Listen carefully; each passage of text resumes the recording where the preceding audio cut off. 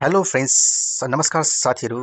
आजको यस भिडियोमा हामी वेस्ट बेङ्गालमा नयाँ रासन कार्ड अनलाइन कसरी एप्लाई गर्ने भन्ने कुरामा स्टेप वाइज स्टेप सिक्नेछौँ। यदि तपाईँ नयाँ रासन कार्ड बनाउन चाहनुहुन्छ भने यो भिडियो अन्तसम्म हेर्नुहोस्। सबभन्दा पहिले आफ्नो मोबाइल या ल्यापटप या कम्प्युटरमा ब्राउजर ओपन गर्नुहोस्। West Bengal food and supplies डिपार्टमेन्टको अफिसियल वेबसाइटमा जानुहोस् र यसको लिङ्क पनि म तपाईँलाई डिस्क्रिप्सनमा दिनेछु। तपाईँ डाइरेक्ट त्यहाँ गएर पनि गर्नु सक्नुहुन्छ।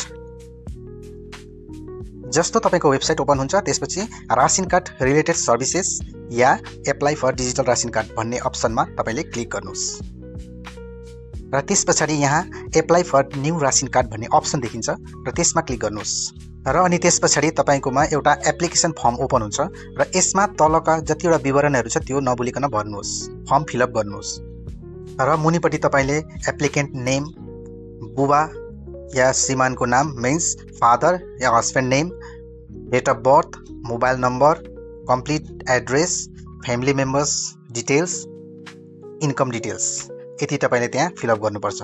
इन्कम डिटेल्समा चाहिँ तपाईँको यदि छ भने, छैन भने एप्लिकेबल छ भने मात्रै लेख्नुहोस्, न पर्दैन। र यी सबै जानकारी चाहिँ तपाईँको आधार कार्ड अनुसार सही भर्नुहोस्। त्यसको बादमा तपाईँले नेसेसरी डकुमेन्ट्सहरू अपलोड गर्नुपर्छ, जस्तो कि रिक्वायर्ड डकुमेन्ट्स जस्तो Aadhaar card, address proof, passport size photo, income certificate यदि मागिएको छ भने, र यी सबै डकुमेन्ट्स क्लियर फोटोमा अपलोड गर्नुहोस्। र तपाईँको जब डकुमेन्टेसनहरू सबै कम्प्लिट अपलोड हुन्छ त्यसको बादमा तपाईँको डिटेल्स चेक गरेपछि सबमिट बटनमा क्लिक गर्नुहोस् र सबमिट बटन गरेपछि तपाईँलाई एप्लिकेसन नम्बर या एक्नोलेजमेन्ट स्लिप प्राप्त हुन्छ, तपाईँले पाउनुहुन्छ र यसलाई स्क्रिनसट वा डाउनलोड गरेर सुरक्षितसँग राख्नुहोस् कि यो तपाईँलाई फ्युचरमा काम लाग्छ। र त्यस पछाडि तपाईँले त्यही वेबसाइटमा गएर चेक एप्लिकेसन स्ट्याटसमा क्लिक गर्नुहोस् र रासन कार्डको स्ट्याटस चेक गर्न सक्नुहुन्छ। अब यहाँ तपाईँले मेन इम्पोर्टेन्ट पोइन्ट्सहरू तपाईँले ध्यान दिनुपर्छ फिलअप गर्नुभन्दा अगाडि। त्यो के हो भन्दाखेरि गलत जानकारी एकदमै नदिनुहोस्। अर्को कुरो, आधार कार्डसँग सबै डिटेल्स म्याच हुनुपर्छ।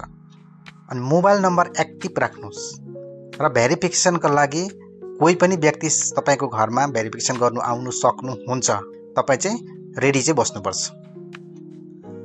र यही थियो रासन कार्ड एप्लाई गर्नेको कम्प्लिट प्रोसेस। मैले तपाईँलाई स्टेप बाई स्टेप बताइदिएको छु।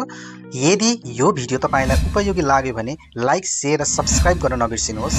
र कुनै प्रश्न, कुनै क्वेसन्स भए कमेन्ट बक्समा जरुर तपाईँले डिएम गर्न सक्नुहुन्छ। म त्यसको रिप्लाई अवश्य तपाईँलाई दिनेछु। धन्यवाद। जय हिन्द।